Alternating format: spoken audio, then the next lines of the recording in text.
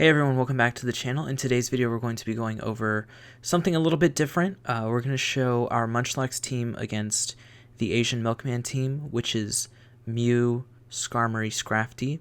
Now, this team really hard counters us. They beat us in the lead, and then Scrafty is obviously trouble for our team in general. So I wanted to show how I thought about playing this out. I've never actually... it's kind of rare to run into the Mew team.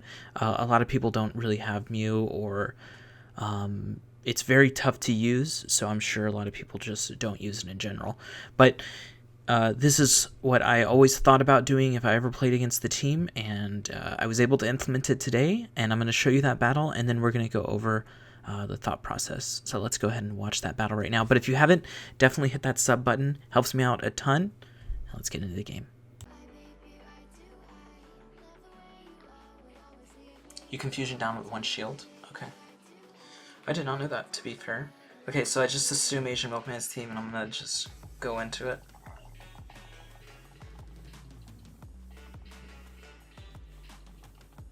Still assuming such things. Just gonna go straight pup, all double shield. They may shield once, they may not.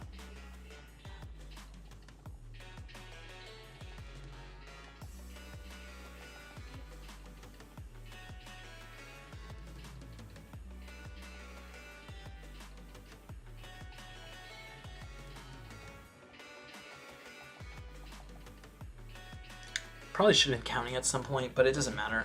I know I'm just going all in on this matchup, so it's whatever.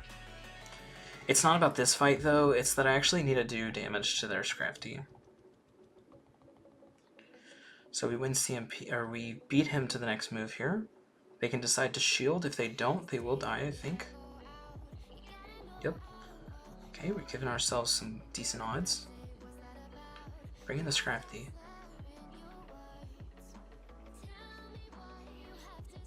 Okay. Oh, in theory, this is what I wanted. Perfect, got to the move as well. We'll bring Hypno into this matchup.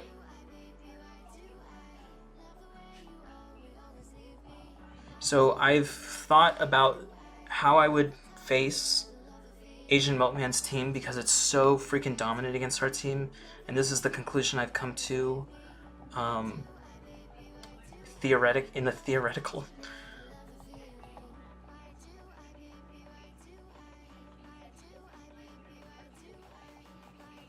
Wild charges I don't care too much about. So we'll CMP on the first one, see if we can't force the shield here.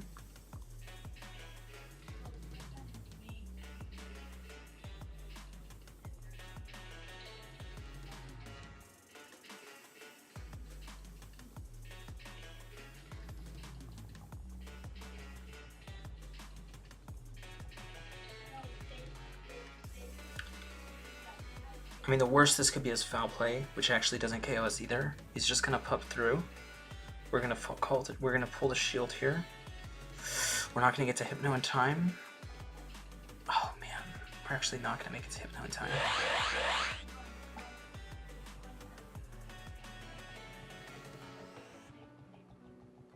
Are we out of move though? We gotta be close to a move.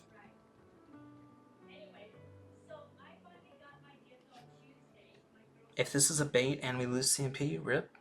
No.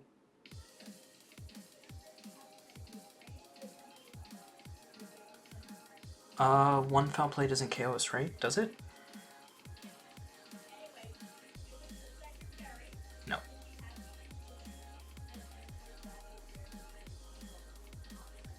Well, we know it's possible as long as they don't know what we're doing. Alright, so let's talk a little bit about what the thought process was here. I faced this team quite a few times using the Umbreon and Muchlax in the back line, and as y'all know, the safe swap is always the non-Scrafty Pokemon in the back.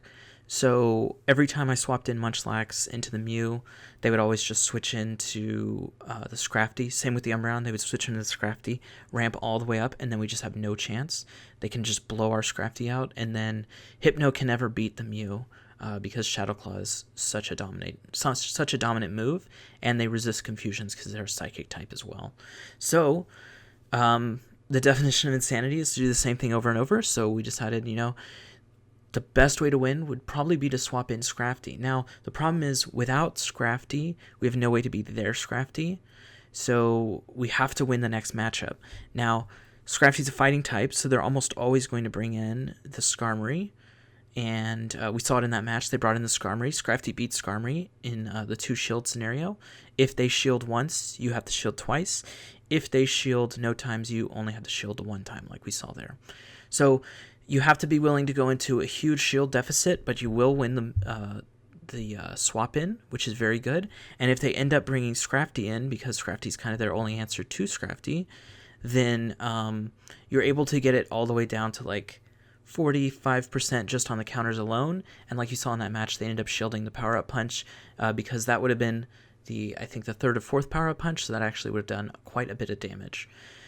What this does is basically bring Scrafty down to 1 charge attack from either Hypno or Muchlax is able to KO it, or bring it down to farm range for the other. So that's all we're trying to do, is make Scrafty manageable for the Hypno or the Muchlax, which obviously have really bad matchups against Scrafty. So that's how that played out in that matchup. And as you could see, this seems very difficult for us to play against, even with all of that and them having no prior knowledge necessarily of this matchup. They almost did win.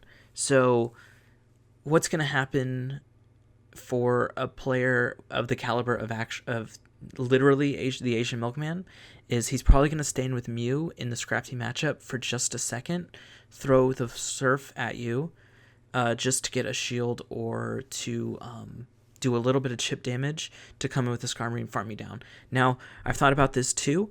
Probably you have to shield the move if they throw a move on Mew, because you cannot go into that Skarmory matchup with any HP loss because the fast attacks will get you down.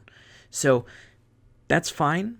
It does change the plan a little bit. You'll end up having to use both shields, but you'll go into the Skarmory matchup with already powered up punch once, so you'll already have the you'll already get it from the go, right? And even if they shield once, I think they still will lose that matchup if you shield the one time, because you're already so ramped up. The counters are doing a pretty decent amount of damage just like right off the bat. So I've not played out that scenario. Obviously, if this is the first time we're playing out this scenario, I've not actually played out that scenario, but that's what I think could happen if they do end up throwing the Surf at you with one time. You probably don't want to throw the foul play at the Mew, because if they shield and you go into the Skarmory matchup without having a ramp up, you're gonna not be able to win that in the 1 shield to 2 shield scenario.